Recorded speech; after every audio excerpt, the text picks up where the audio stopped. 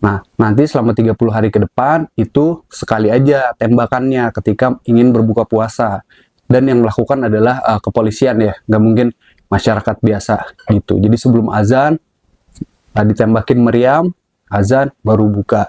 Nah itu sebagai ini juga ya, tontonan menarik juga ngabuburit warga sana. Jadi tinggal ngelihat apa nih meriamnya nih gitu.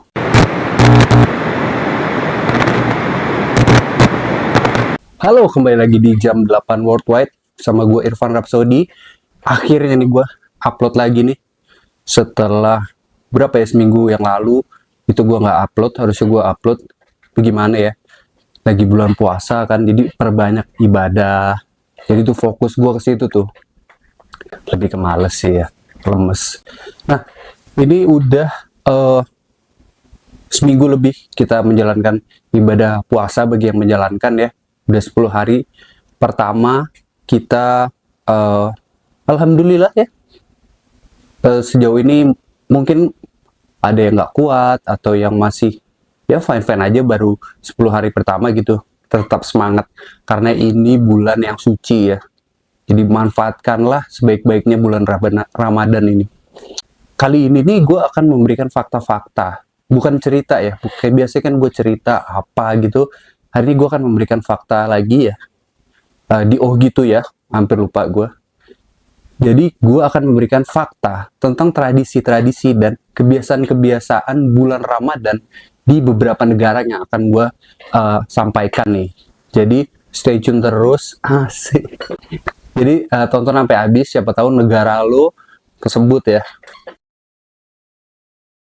Nah, yang pertama, tradisi di bulan Ramadan yang akan gue kasih tahu itu adalah meriam sebagai peringatan untuk membuka puasa.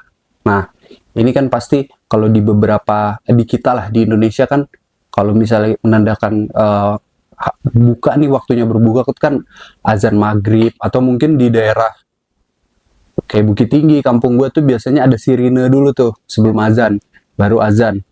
Nah di Lebanon itu ada tradisinya, itu menembakkan, aduh agak panas ya,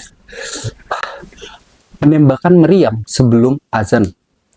Jadi penembakan meriam ini itu sekali, dar, baru azan gitu. Nah sejarahnya ini adalah sebenarnya dulu ini tuh ditemukannya di Egypt ya, tradisi ini. Jadi dulu ada salah satu penguasa lah, orang-orang dalam itu ketika bulan puasa udah mau maghrib dia nggak sengaja nih menembakkan meriamnya nih, dar. Jadi masyarakat di sana itu ngerasa, wah kayak ini penanda udah mau maghrib nih, udah mau buka puasa nih. Nah dari situ menjadi suatu kebiasaan, nggak hanya di Lebanon. Jadi kayak negara seperti Uni Arab Emirates, Qatar, habis itu Bosnia, itu juga melakukan hal yang sama. Jadi dalam sebulan itu mereka akan di Dubai nih ya. Di Dubai itu ketika awal penanda masuknya bulan Ramadan, itu 2 kali tuh meriamnya. Dar, dar. Nah, nanti selama 30 hari ke depan itu sekali aja tembakannya ketika ingin berbuka puasa. Dan yang melakukan adalah kepolisian ya, nggak mungkin masyarakat biasa gitu. Jadi sebelum azan ditembakin meriam, azan baru buka. Nah itu sebagai ini juga ya, tontonan menarik juga ngabuburit warga sana. Jadi tinggal ngelihat apa nih meriamnya nih gitu.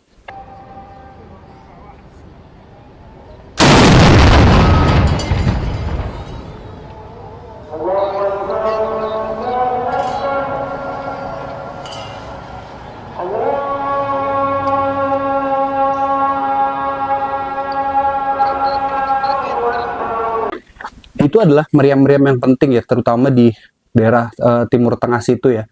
Ya yang nggak penting kan meriam London ya, itu kayak nggak terlalu penting.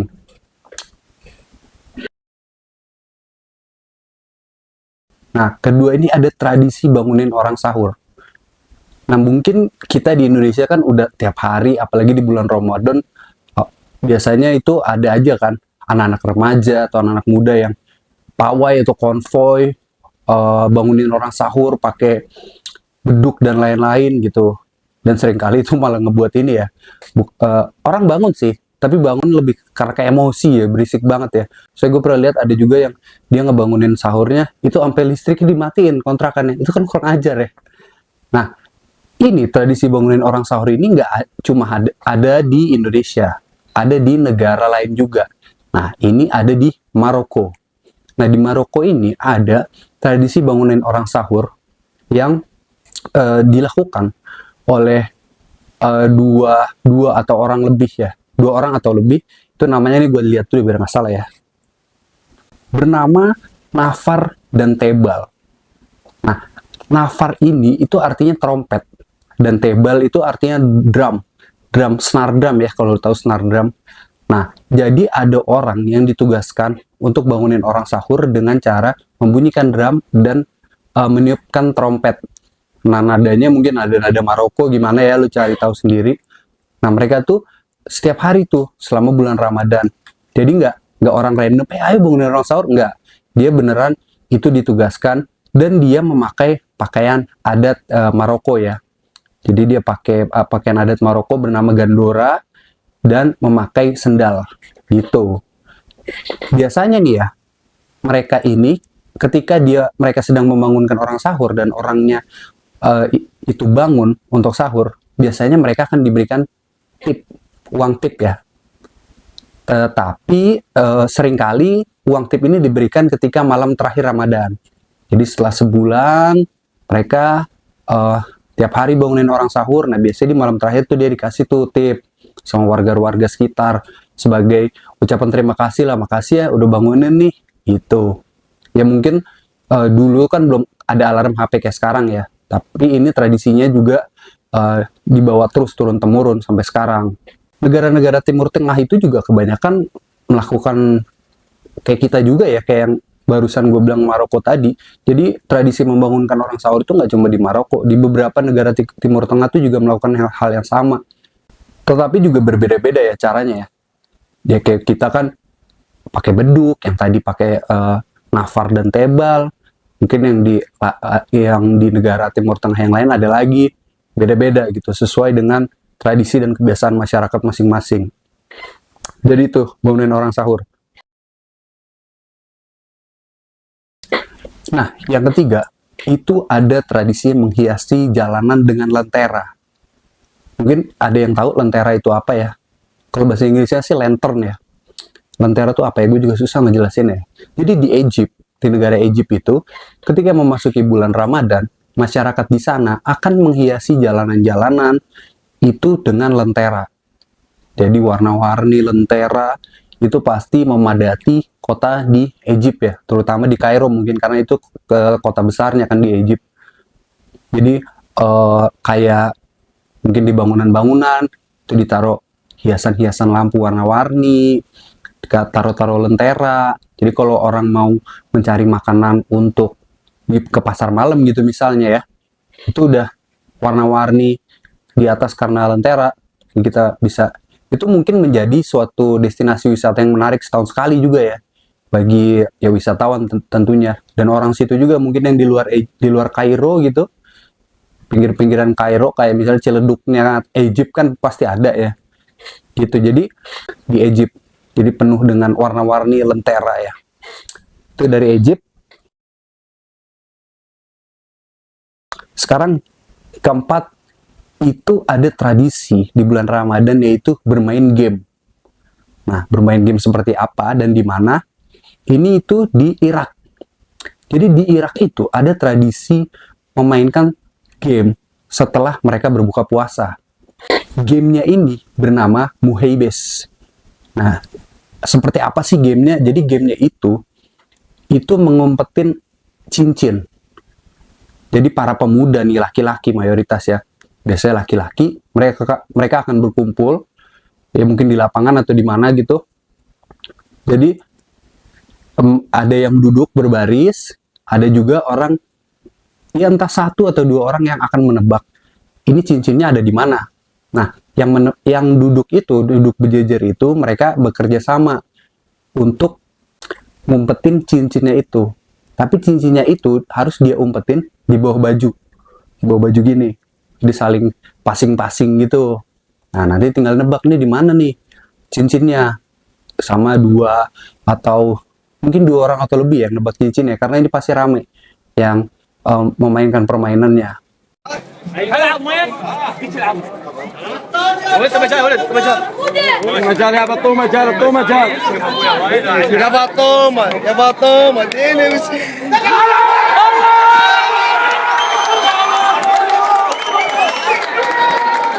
Nah ini tuh permainan tradisi dari turun-temurun ya di Irak.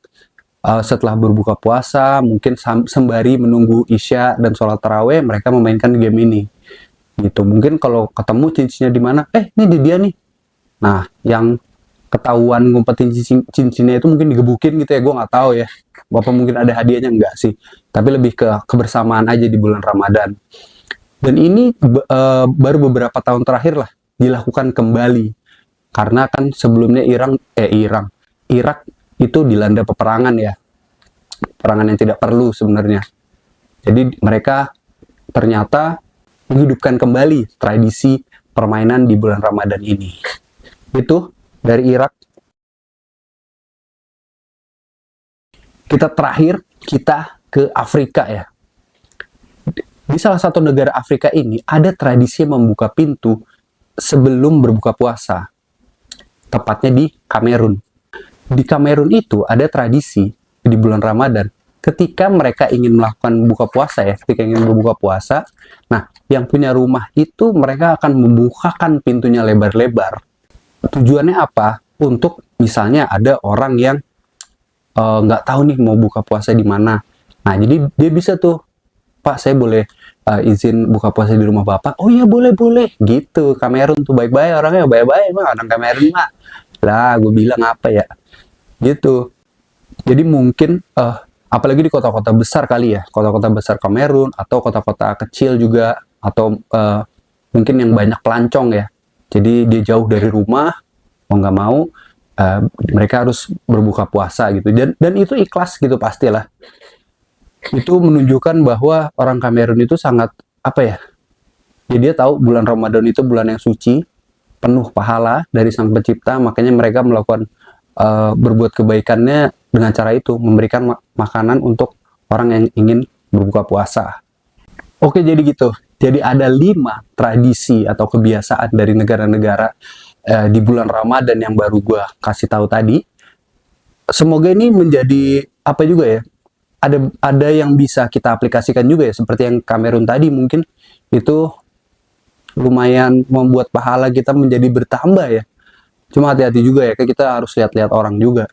Kalau tiap hari ini orang ke rumah kita terus buat minta makan, kita bingung nih orang tinggal di mana, atau emang pengen maling. Nah, tapi itu pikiran kayak gitu yang sebenarnya nggak boleh di bulan Ramadan. Dan karena ya ini bulan yang suci, manfaatkan sebaik-baiknya sebagai seorang muslim tentu saja. Perbanyak ibadah, soalnya kita nggak pernah tahu apakah kita itu bisa sampai di hari ke-30 nanti, atau kalaupun kita bisa, belum tentu juga tahun depan kita bisa lihat bulan Ramadan. Jadi manfaatkan sebaik-baiknya, perbanyak ibadah, dan gua akan upload lagi yang lainnya, karena biasa minggu-minggu pertama tuh ada aduh gimana mau nyari materi apa ya, aduh nggak minum nih capek gitu ya, namanya juga manusia, saya mempunyai kelemahan juga, Anda juga seperti itu kan. Jadi gitu. Mungkin next gue akan memberikan satu cerita, tapi gue nggak tahu nih cerita apa. Kalau ada yang nonton sampai habis, nih gue minta tolong kasih saran ya, gue harus bahas apa lagi nih. Kadang gue juga bingung nih, gue harus ngapain ya. Masa iya gue ceritain pengalaman diri sendiri? Belum tentu juga lu pada seneng gitu kan dengar cerita gue.